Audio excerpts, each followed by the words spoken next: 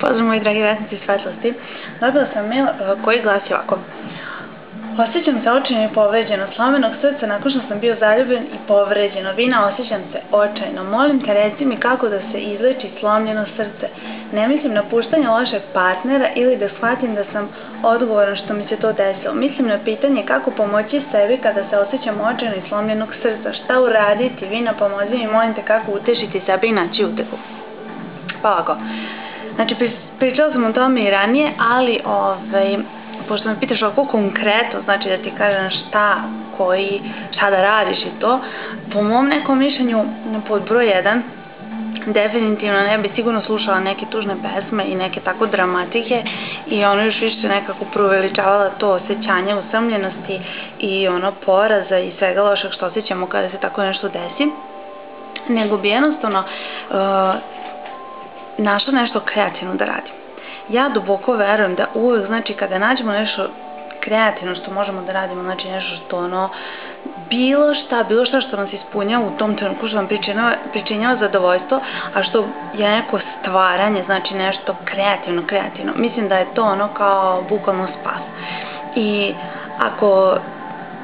ako možeš da nađeš nešto što bi radio, recimo, ne znam, bilo šta, sad ne znam da se setim, ali nešto što tebe ispunjava, nemam pojma, da, ne znam, čitaš, da crtaš, da pišeš, da se šetaš, da kreneš da se baviš nekim sportom, da radiš bilo šta, samo da skreneš misli sa tog bola i sa tog nekog osjećaja, da promeniš tvoj fokus misli.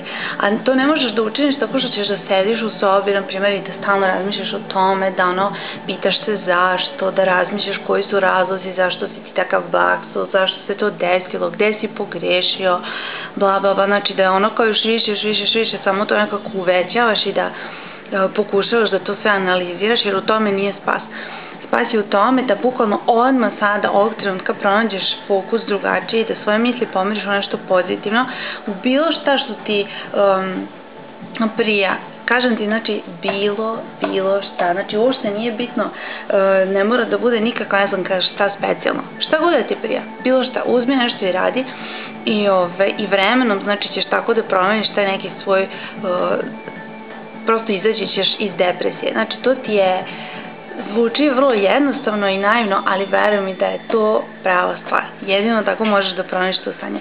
Nemoj razmišljati o tome, nemoj to analizirati, nemoj se pitati zašto, šta, kako i nemam pojma nije da se tako udubljuješ u sve to, razumeš, nego jednostavno pusti to i promeni svoje misli na pozitivan fokus. Druga stvar, pogledaj, imam na YouTube kanalu, znači još videa o tome i šta raditi posle raskida i kako da se suočimo sa svim tim i šta ja znam, pa eto, možda i tu pronađeš neke odgovore, ali ovako konkretno, znači baš konkretno nešto, to predlažem ti da kreneš i da radiš nešto, jer besposlen popa i Jari će krsti, tako da samo ćeš još više razmišljati o toj osobi i kao tugovati i tako vrteti se u nekom limbu, pakla i osjećanja nekih tako depresivnih. Gore glavu, uzmi nešto da radiš i vidjet ćeš da će ti odmah biti bolje. Uzmi, ako ne znaš šta bi ti sad radio, uzmi nešto radi za drugoga, služi nekome, počisti nekome kuću, otko znam, uradi nešto za nekog drugog, samo da skreneš misli, samo da budeš kreativan. Eto, to je ono što ti ja predlažem, ako blic na brzaka, odmah konkretno. Puno te pozdravljam, ćao!